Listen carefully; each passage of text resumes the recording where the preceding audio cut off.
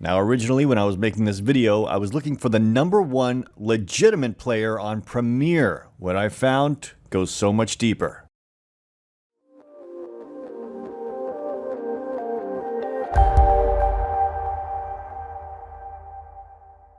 Climbing the Premier rankings can be a difficult process, and it can be even more difficult depending on what region you're in. Usually, the top players on Premier are from South America. And that goes with the top of our leaderboard, Blazera. Get it? It's like Cold Zera, but hot. But just because he's #1 on the leaderboard doesn't mean he's legitimate. Let's look into him a little bit deeper. First, let's start with a demo of his gameplay. Now you'll notice he has a pretty solid shot and doesn't seem to be overly aware of players' locations. That being said, he's definitely no donk and doesn't seem to be an exceptional talent.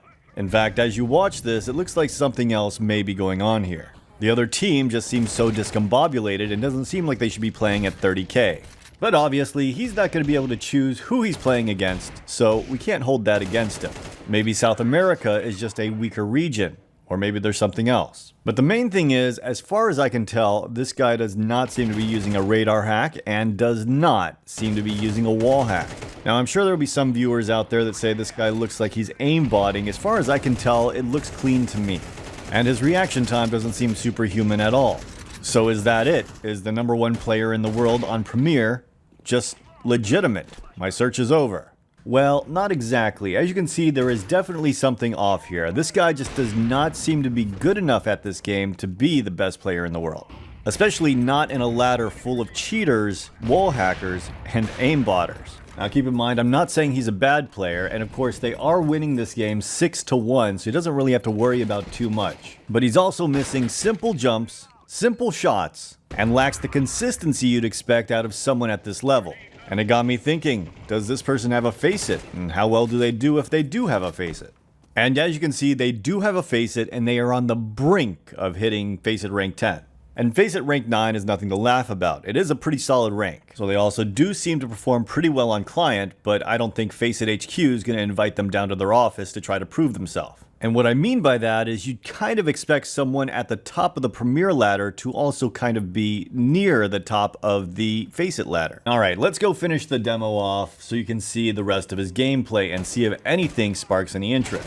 One thing I noticed was that the other team seemed to be giving up. While this isn't completely unheard of at higher elos, it is a little bit rare. This is because a lot of players at higher elos have tons of confidence, which is one of the reasons they got to those higher elos in the first place, feeling like they can bring it back at any time. Here you can see some pretty solid solo utility here as he makes his way out long doors. This is definitely one of those things you need to have in your bag of tricks, especially if you solo queue.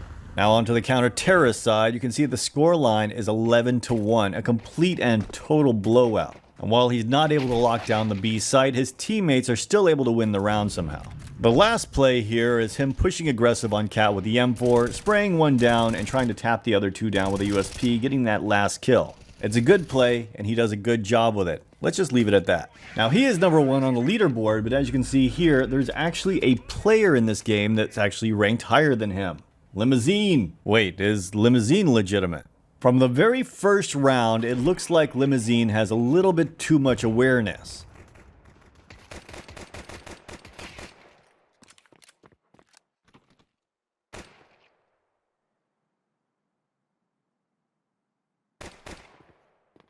This right here looks like the biggest clue. Watch as he looks at this guy over in window.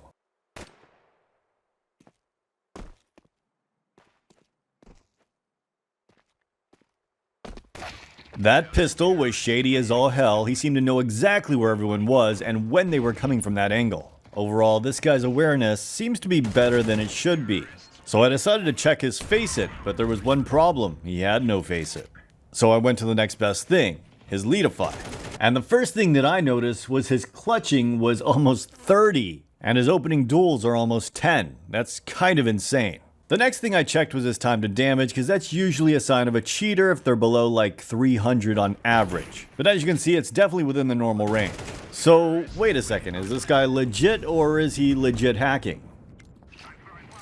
Honestly, there are some moments where it feels like he's doing a pretty good job hiding it, but then there's others where he just seems way too aware of the player's location. The pistol round was a great example, and of course there's off angles like this when he peeks towards long. But then we have rounds like this where it looks like he's completely oblivious to the guy behind the smoke making his way over there towards the right side.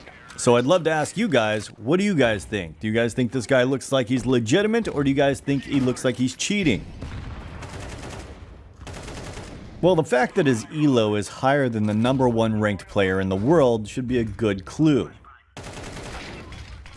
It means that he was probably banned, which we can see right here. In this game, there was actually 2 players banned. So I figured this was probably a bad example and decided to go look at another game and get the demo. That's when I saw this. I mean, I went through game after game after game after game. You get what I'm saying. Now, some games it says he's queued with these guys, and other games it says he isn't queued with these guys, but they still end up on his team. Regardless, it seems every single game, these guys are playing with him. I mean, this is the definition of having a boosted account. I don't think that this guy had a single game before these guys were banned where he actually played without them. Now, people tell me that if he queued up with these people, he should actually get the elo subtracted from this account when those guys were banned. So I don't know if there's some kind of cheat or workaround for that system, but as you can see, this guy is clearly playing every single game with these guys. So is the #1 player in the world legit?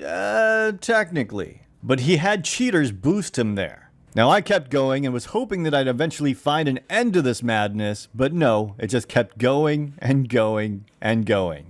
The good news is the players that he usually plays with were banned. So how has he done since those players were banned? Well, as of now, he's only played 2 games since that happened. In the first game, he actually did quite well, and they were able to win. And the second game, however, they ended up forfeiting the game because they were getting absolutely destroyed by 2 cheaters. Looks like he got a taste of his own medicine. Now, the cool thing is, when people do cheat at this high of an elo, Valve will manually ban them. Now, manual bans, unlike VAC bans, don't seem to show up on people's profiles, and they also don't seem to remove party members' elo. I would like to see Valve look into this farther, and I'm also curious how long BladeZera can keep his rank now that he doesn't have someone to boost him. The search for the #1 legit player who's not boosted continues.